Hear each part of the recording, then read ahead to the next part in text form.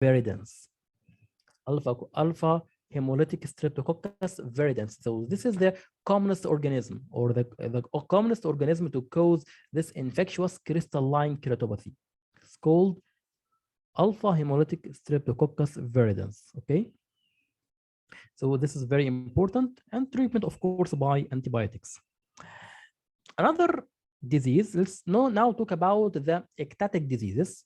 So one of the diseases is called the pellucid marginal degeneration. It is an ectatic disease of unknown etiology that present with a crescentic band-shaped inferior corneal thinning between 4 o'clock to 8 o'clock. Like there is thinning in the cornea.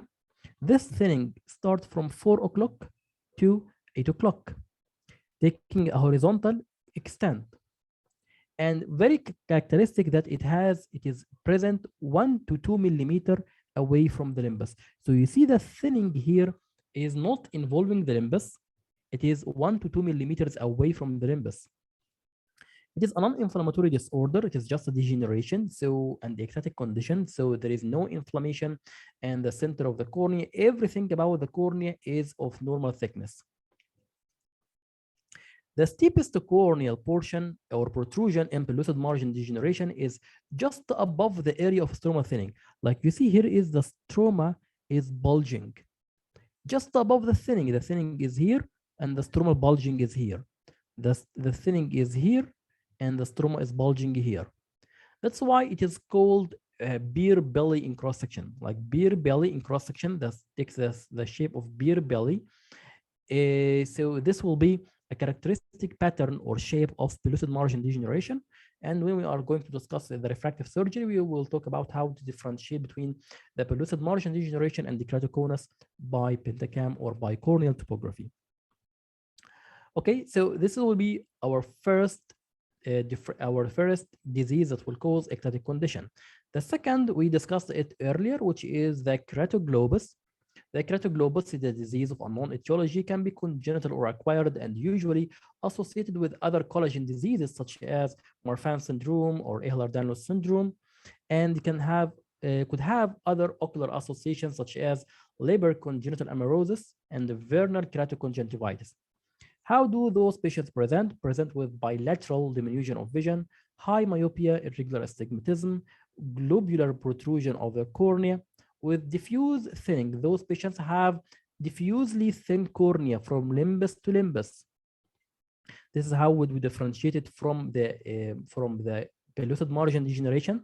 They have only thinning 1 to 2 millimeter away from the limbus between 4 to 8 o'clock, and we also differentiate it from the keratoconus, which will have central or paracentral thinning, not peripheral.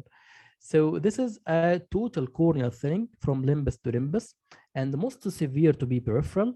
Sometimes they can have folds or breaks in the or rupture of distal membrane, so they can develop acute hydrops, and they may present with episode of severe pain due to acute hydrops or corneal rupture.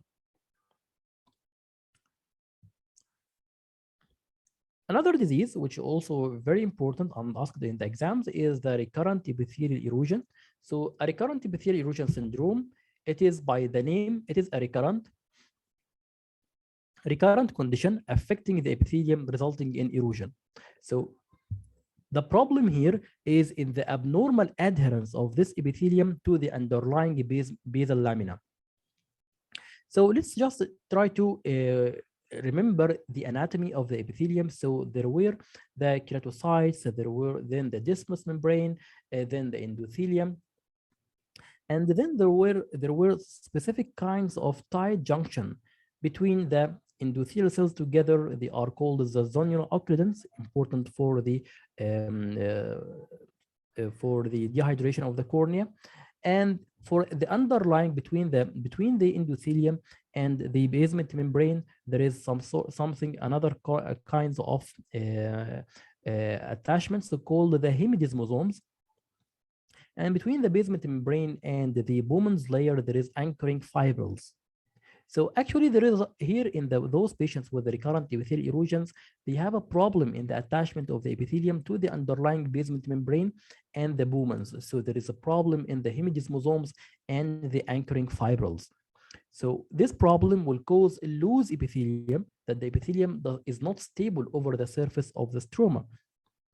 So this will result in spontaneous breakdown of the corneal epithelium, leading to sudden onset of ocular pain, blurring of vision, tearing, photophobia, usually upon awaking.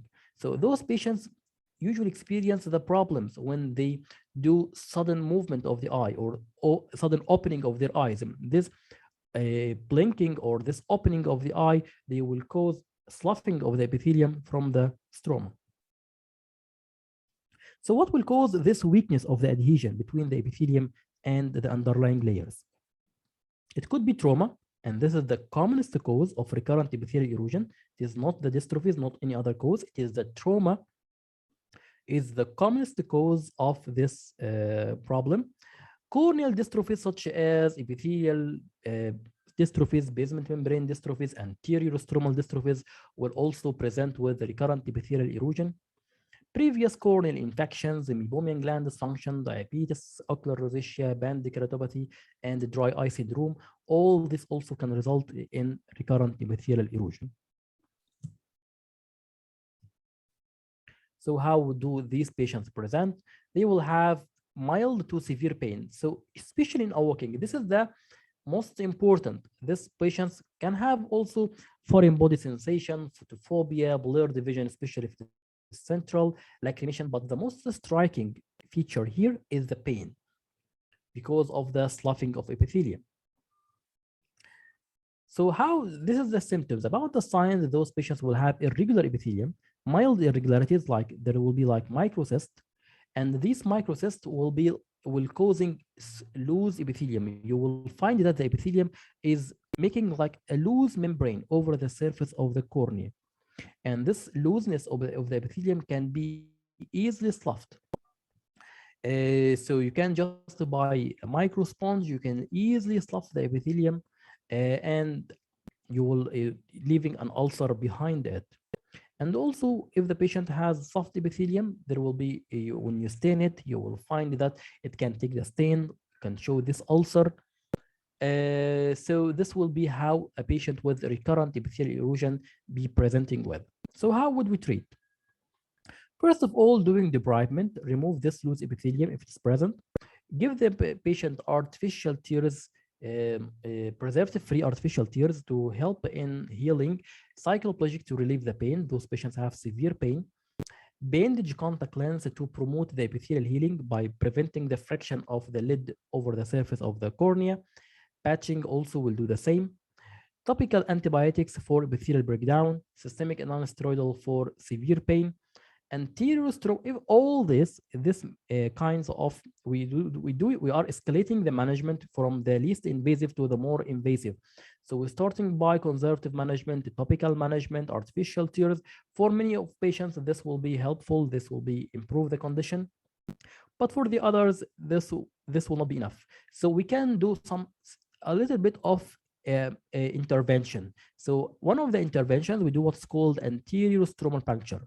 Anterior stromal puncture is that we just doing by a thin needle, we are doing stromal puncture, puncturing the epithelium to the stroma in order to induce artificial adhesions between the epithelium and the stroma. So making the epithelium more adherent to the surface of the globe or to the surface of the cornea. So this is called anterior stromal puncture.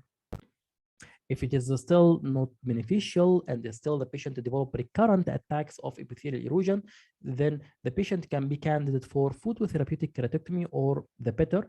But if it is not present, then superficial keratectomy, like we are removing the whole epithelium, trying to the epithelium and the Bowman's layer in order to allow the patient to heal, in order to develop more strong adhesions and more strong microfilaments and anchoring fibrils between the new epithelium and the underlying layers.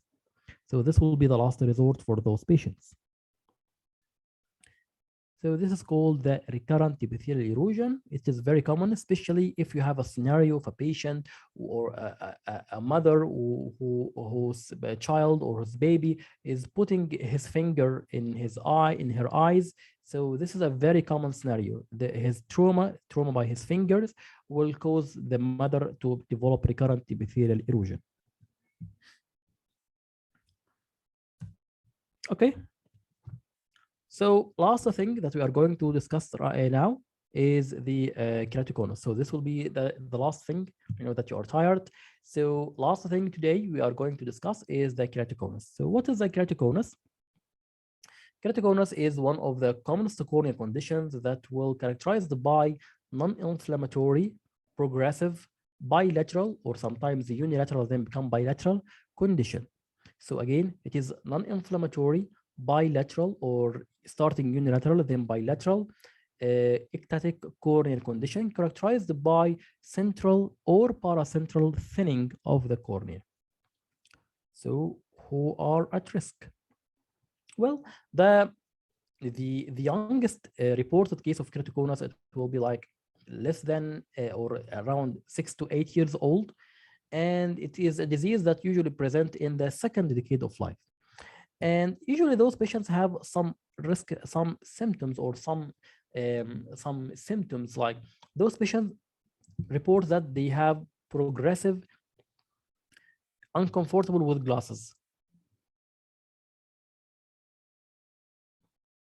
Hello, can you see the screen? Is the screen here or disappeared?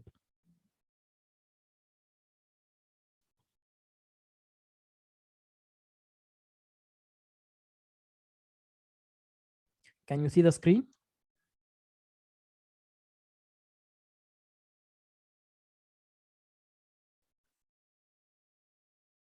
Okay, let me. You see it? Yes, it's still. Don't rush. Everything is coming. Only a girl. This means that you see the screen.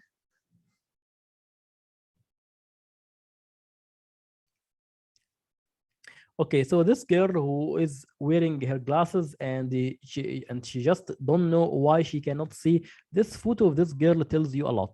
Tells you first of all it occurs in young age. It is start in the young age, usually in the second decade. It is more common in females, and those patients usually starts with complaining of that they cannot see well. They frequent change of their glasses and they don't know why this happens. So when you ask them more about, when you have a suspected keratoconus, you ask more about the history, especially in the childhood. So they may say to you that we had history of frequent eye rubbing, which is one of the most important risk factors for keratoconus. Eye rubbing will cause weakness of the collagen, leading to bulging, leading to thinning, leading to that this stroma will be ectatic. So this is the most important to ask about in the history.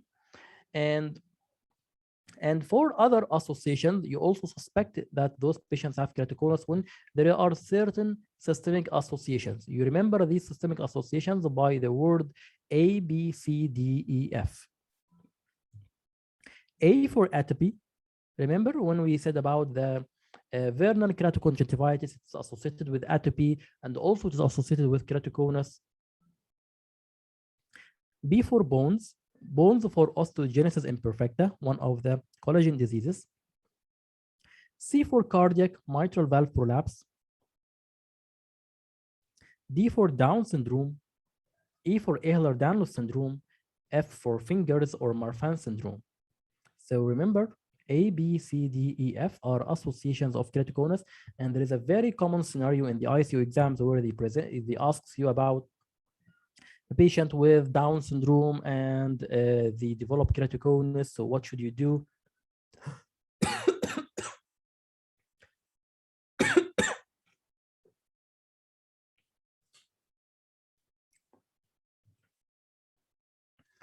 Okay, so now we have the picture of a patient with keratoconus. This patient is young, usually a female, complaining of progressive diminution of vision with progressive increase in the slender of, or she is not comfortable with glasses, with a history of a spring catarrh, and could have any one of these systemic associations. So how can we, what are the signs that will be helpful to diagnose keratoconus? Those patients can either be mild or moderate or severe. So the presentations or the signs present in the cornea, depending on what is the stage of keratoconus. Because in mild cases, there will be in the past, there was something called the placido disc, or the impression of the placido rings over the cornea. It was showing that there is irregularities of the placido rings.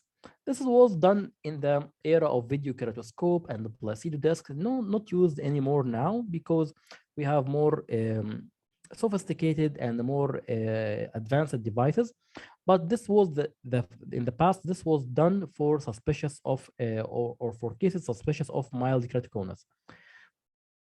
There is another important sign which is asked in the exams but not done actually in practice, which is the scissoring reflex. Scissoring reflex, where they are doing it by retinoscope, you are scooping the center of the cornea, or the scooping in front of the pupil. You will find that the light reflex will show scissoring, like there will be difference in the refraction between the center of the cornea, which is steep, and the paracentral or periphery of the cornea, which is less steep. So this will result in that the retinoscopic reflex will do what's called fish mouthing or scissoring. The third thing is the suspicious corneal topography. Like those patients who have mild keratoconus will have what's called form frost keratoconus or suspicious corneal topography. We will discuss this later on with the refractive surgery. Maybe the only clinical sign that will be visible on the slit lamp will be the visible thickened corneal nerves. But unfortunately, this is not specific for keratoconus. It can happen with a wide range of diseases, but it can be suggestive that those patients could have a keratoconus. This mild visible corneal nerves. The corneal nerves shouldn't be visible. Okay, so at that level, if you are suspecting, you are just doing corneal topography. For moderate keratoconus, here where the signs become more evident. Like for example, the Fleischer ring. Fleischer ring is a ring. It is a brownish or yellowish ring. It is present at the base of the cone. It is best detected with the cobalt blue filter of the slit lamp. So why does this Fleischer ring appear? It's present at the base of the cone because of the corneal irregularities. So when the tear film is trying to go over the surface of the cornea, it is just stuck here at the junction between the cone and the normal cornea. And as the tear film contains iron in the lactoferrin form, so it will be deposited into the base of the cone, resulting in this appearance of Fleischer ring. And there are other iron rings. You may refer to them in the text. There are Ferris line, there is Tucker line, there is Hudson-Stahley line.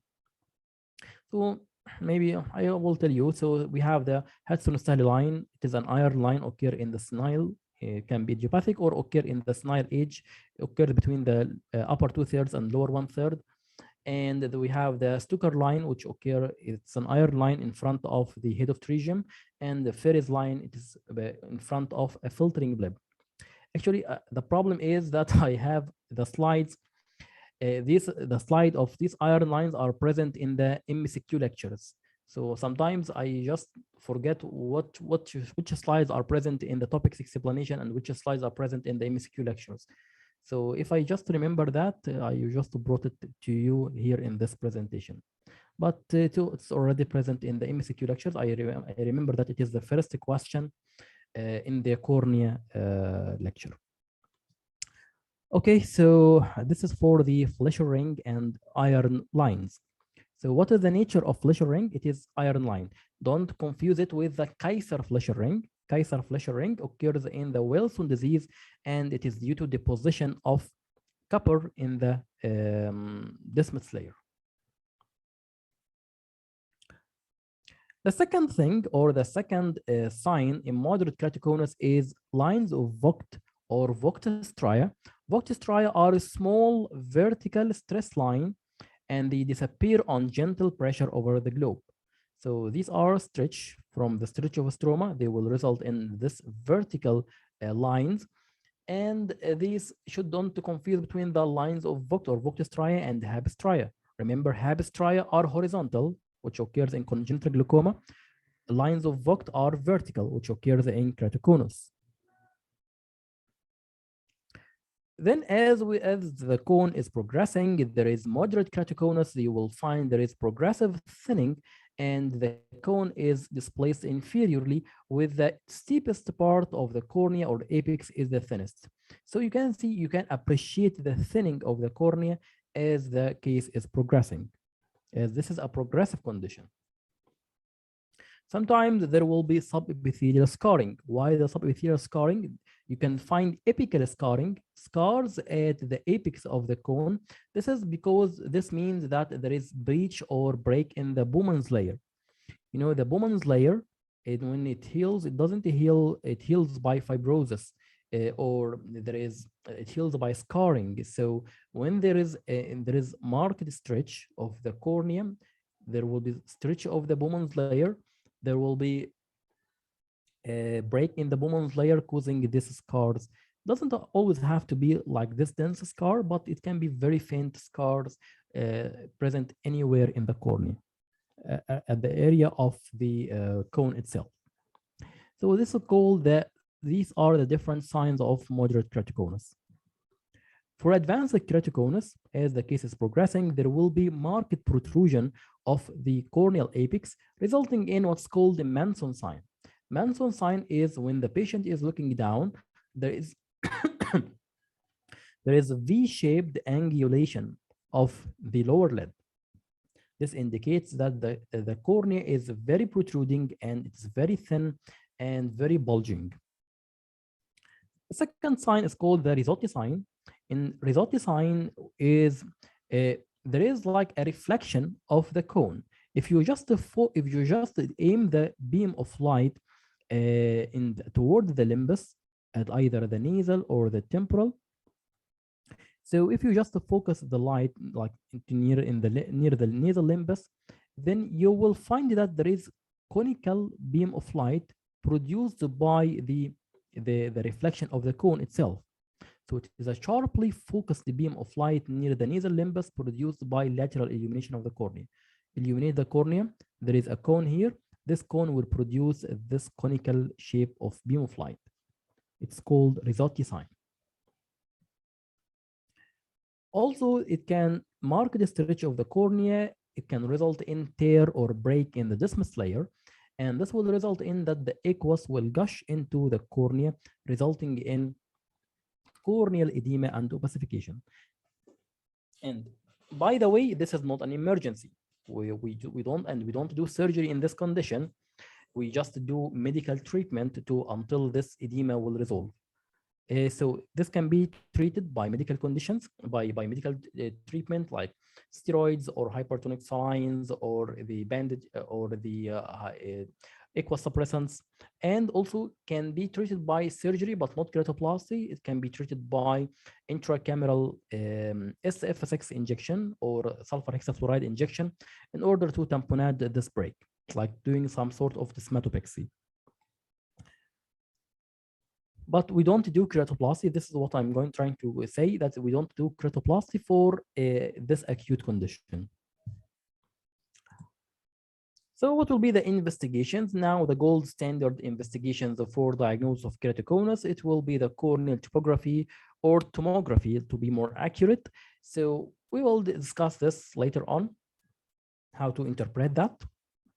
But basically, we have here 4 maps. This is called the corneal curvature map. And this is the anterior elevation and posterior elevation maps. And this is the thickness map.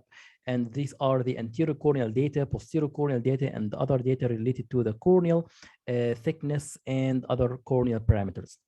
So by interpretation of these data, we know if the patient has mild or moderate or severe keratoconus, and we plan we do the management plan depending on the data that we interpret from these investigations or from this corneal topography and tomography. And basically, our aim from management of the keratoconus is two aims. We have the first aim to do visual rehabilitation. We want this patient to improve his vision because he has deteriorated vision. And the other goal will be is to prevent the disease progression, because this disease is progressive. So if we just didn't have a way to stop the disease progression, he will just get worse every year and every now and then. So these are the kinds of management, our management goals, and these are our management methods. So we have spectacles, we have rigid gas permeable contact lens, corneal cross-linking, intrastromal corneal ring implantation, keratoplasty, or lamellar, either lamellar or penetrating. There is another way also, which is the phakic intraocular lens, but this is out of the scope of the exam. So visual rehabilitation and prevent disease progression. And I have these 4 lines of management. So how can I use these 4 lines of management with these goals in mind, depending on the patient's case? So we'd say that the patient can be progressive. So we have the patient could have mild keratoconus, moderate keratoconus, severe keratoconus, or advanced keratoconus. So how would we manage each case? For mild keratoconus, where the patient we always guided by the potential, the best corrected visual acuity. If the patient has best corrected visual acuity of 612 or better, we consider this as a mild keratoconus. We are always guided by the best corrected, not the uncorrected. So again, if the patient has best corrected visual acuity 612 or better, we consider it like a mild keratoconus. If the patient has a best corrected visual acuity between less than 612 but better than 660, or like 636 to 618, this is considered a moderate keratoconus. If the patient has a visual acuity of 660 or worse, then this is considered an advanced keratoconus. So how can we manage each one of them? For mild keratoconus, we need to, for each one of those grades, we need to do the 2 goals. We need to do visual rehabilitation and also the disease stabilization. So how can we reach this goal depend on each level. For mild cases, we do visual rehabilitation simply by glasses. The patient has best corrected visual acuity of 612 or better. So we can use the glasses, or we can use a contact lens. But for disease stabilization, we need to do what's called the cross-linking. Cross-linking is a surgical procedure where we are doing, it is a photochemical reaction between the riboflavin, this is called the riboflavin, and the ultraviolet A. So we expose the cornea to ultraviolet A radiation, and by installation of the riboflavin, the riboflavin will cause cross-links, or doing links between the collagen fibrils of the stroma, resulting in to become more stiff, more strong. So they will resist the natural course of the disease, which is the ectasia. So these crosslinks, or this stiffness between the collagen bonds, will resist the further disease progression. This cross-linking has its limitation, like the corneal thickness, the thinnest location should be more than 400 micron, because the wavelength of the ultraviolet A is already 380 nanometers. So we don't want to burn the endothelium. So we want just to protect the endothelium. So we have limits in the corneal endothelium. There are exceptions, but I don't want to go through this now. But let's just stick to what is important for the exam. So the corneal thickness should be at least 400 microns. And there are several techniques where we can do it by epithelium on or epithelial off. There can be the standard or accelerated protocols. There are a lot of things to say here.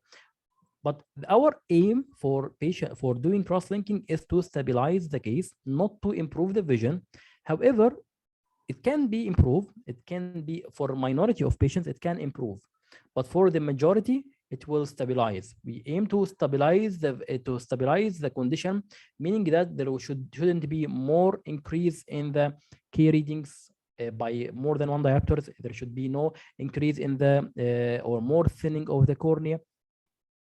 So this can be done and then follow up after 6 months to follow up by corneal topography again and corneal tomography to compare between the whether the patient has progression or not.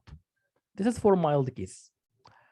So for mild cases, we hit the two targets. We did the visual rehabilitation, and we also stopped the disease progression. And if it didn't stop by cross-linking, we can repeat it again and again.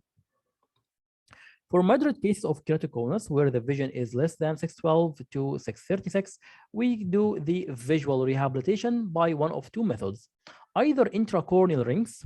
Intracorneal rings implantation are ring segments that can be implanted through stromal pocket within the cornea that will cause flattening of the cone, correcting the myopia and correcting the astigmatism. It also has its certain limitations that, like the center should be clear and the stromal thickness. There are some algorithms to calculate the thickness of the arc of these segments, but generally speaking, also it shouldn't increase, or the thickness shouldn't be less than 400 microns to avoid perforation and also to avoid extrusion of these ring segments. Its main disadvantage is that it is unpredictable and it can cause extrusion, it can cause perforation, and also it will be. But the advantage is that it can be reversible. Like if we just wanted to reverse the effect, we just remove the segment as if nothing happened.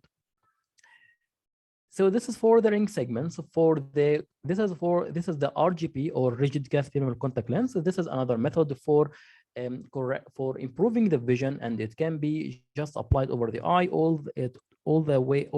as the patient is awake all the day, and he just take it off before sleep.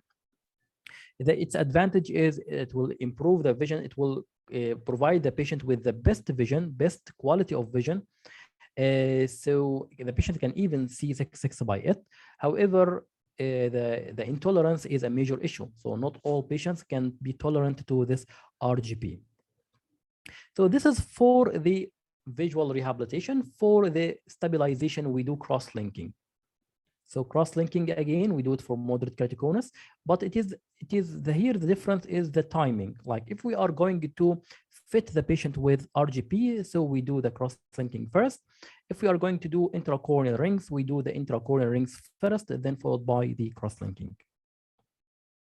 Finally, for the advanced keratoconus, there is no way except for keratoplasty.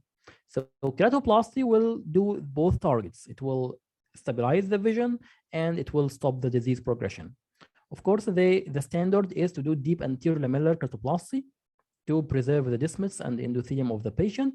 But if there is, and by the way, the dismus breaks is no longer, or acute hydrops is no longer an indication for a primary penetrating keratoplasty, we can still attempt deep anterior lamellar keratoplasty. And if we need to convert, we can convert. But this is the advanced, or for advanced cases, just what you need to know is those patients will be candidate for keratoplasty. Okay. So this was, we will stop at this level. So this is unfortunately every time I discuss the cornea, even I did that for the FRCS3 group. I think that I will finish early, but as this is my specialty, so I just tend to discuss more and more, take more time. So we will continue, we will finish the cornea tomorrow, and hopefully that I will start the lens as well. So for those who didn't know, we had a lecture last Friday, but we didn't take it because of the New Year Eve. So we said that last week that we are going to cover it tomorrow, the next Friday. So tomorrow will be another lecture. We will finish the cornea, inshallah, and we will hopefully that we will also discuss the sclera, and we will move to the lens, talking at least we will cover the medical conditions of the lens, leaving the surgical condition or surgery for the next lecture.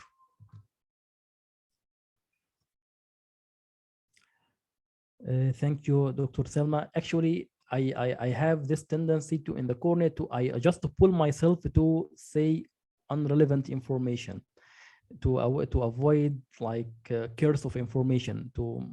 I don't want to bombard your brain with unnecessary information, but actually when I speak about cornea, I can speak for 100 hours.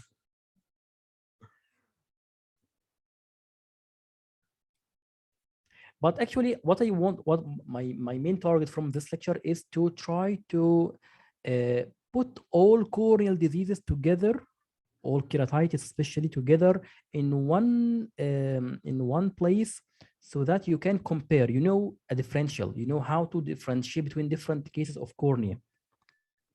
So this is my main target. You know the main features of each keratitis, so that you can differentiate. This will be very helpful for you, even for your practice. Okay, thank you. Any questions?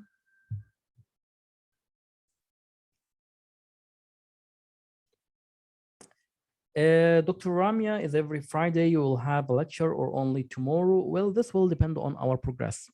So to be honest with you, I will have like a tendency to tell and discuss more than what I am committed to.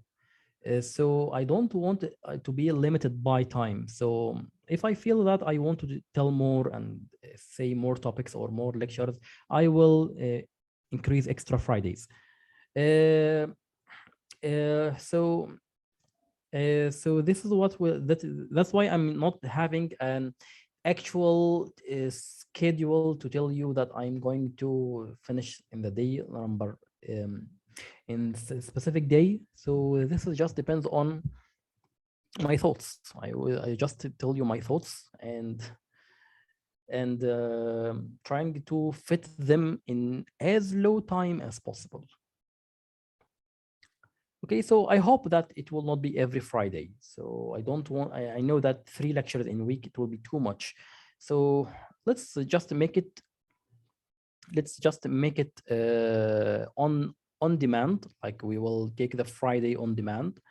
And so we will finish hopefully on schedule. Okay, thank you very much and see you next time.